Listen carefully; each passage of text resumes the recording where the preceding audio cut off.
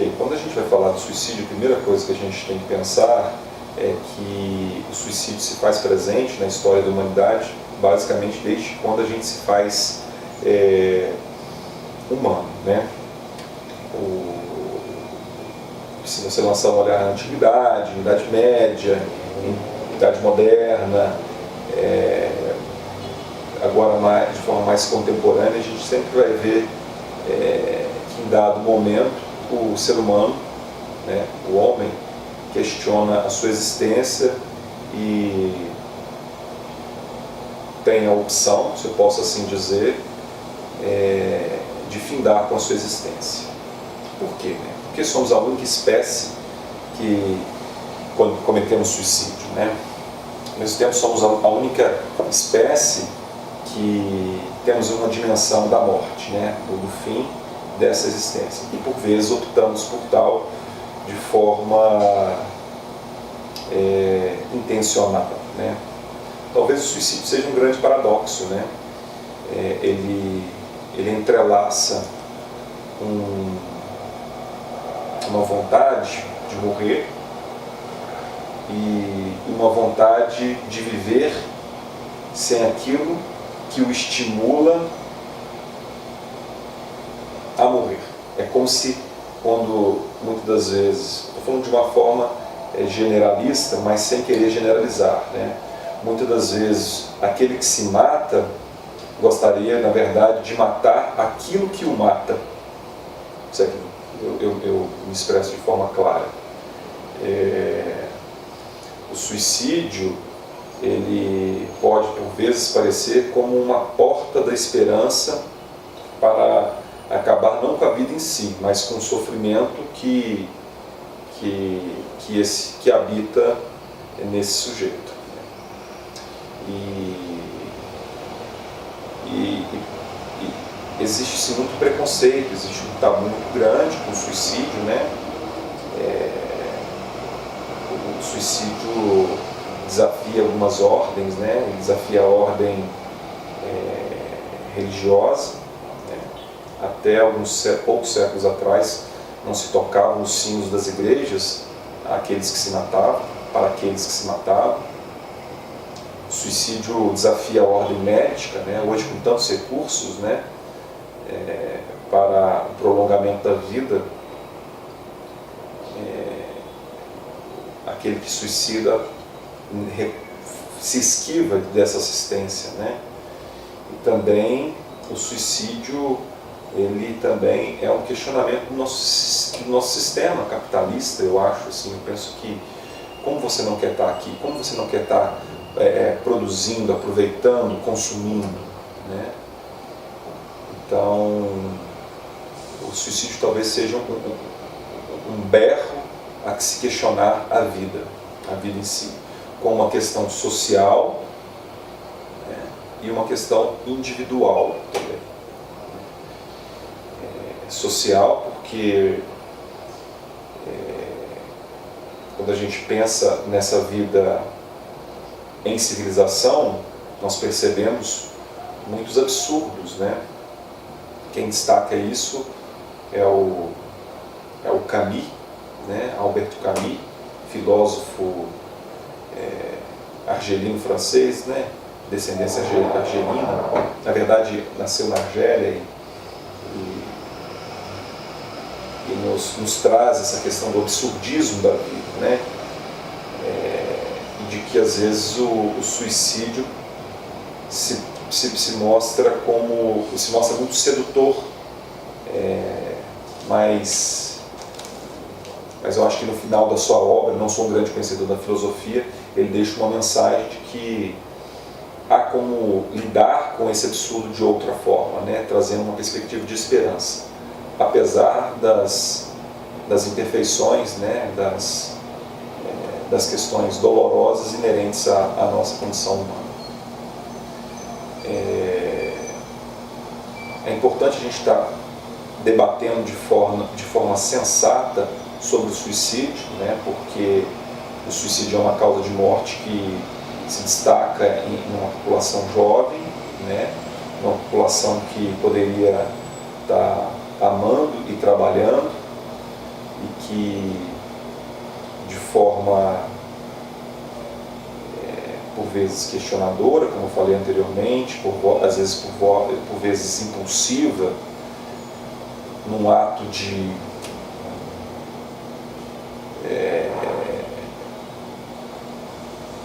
talvez um ato que mescla coragem, que mescla medo, que mescla impulsividade, que mescla dor, que mescla busca de alívio, né? Opta por esse caminho e, consequentemente, esse ato de liberdade que finda as outras liberdades, parafraseando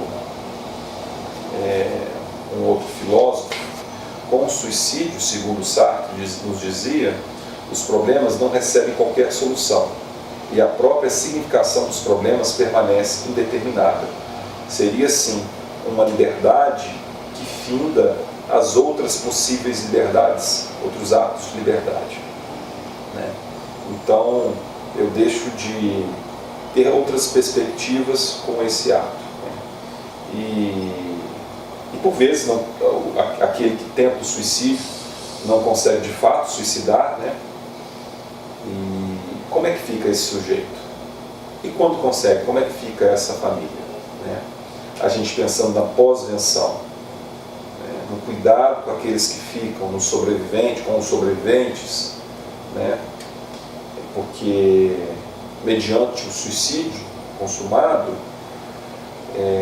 os familiares, os amigos, as pesquisas apontam que, dependendo do contexto social que essa pessoa vivia, até 60 pessoas podem ser diretamente impactadas pelo suicídio, né? É um luto diferente, né? É um luto, por vezes, mais duradouro. Agora, quem passa a se questionar são esses familiares, né? Sobretudo as pessoas mais próximas, né? Com uma mescla, às vezes, de culpa, de vergonha, né? De raiva. Essas pessoas precisam ser escutadas, né?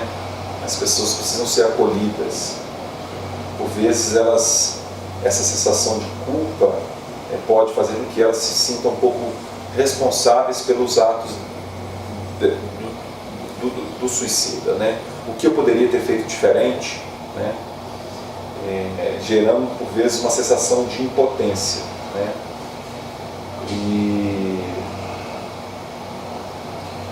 E pode também cair por um caminho que talvez seja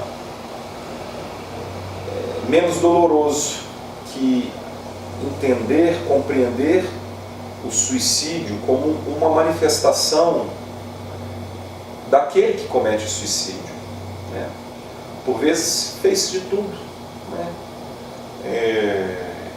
Buscou-se auxílio, buscou-se ajuda, buscou-se terapia, psicofarmacologia, viagens, férias, né? Por vezes aquele que suicidou-se até experimentou em momentos pregressos ao suicídio uma melhora em vários aspectos, por vezes, se estivesse vivendo um quadro psiquiátrico prévio, eventualmente experimenta uma melhora dos seus sintomas, né? Há quem diga que quando o paciente decide realmente pelo suicídio, há um certo alívio daquele sofrimento, né? Por vezes ele começa a transitar de forma mais natural, começa a ter algumas atitudes, deixa carta, entra em contato com alguns amigos que há tempos não via, né? Esse momento, inclusive, é um momento da família estar bem atenta, né? De buscar uma proximidade dessas pessoas, né? Porque pode ser um indício, né, de que o suicídio pode ser cometido, né? Então, há aqueles que ficam a esses sobreviventes, eu penso que a assistência à saúde mental deve se debruçar, né, acolher esses enlutados especiais de forma empática, de forma humanizada,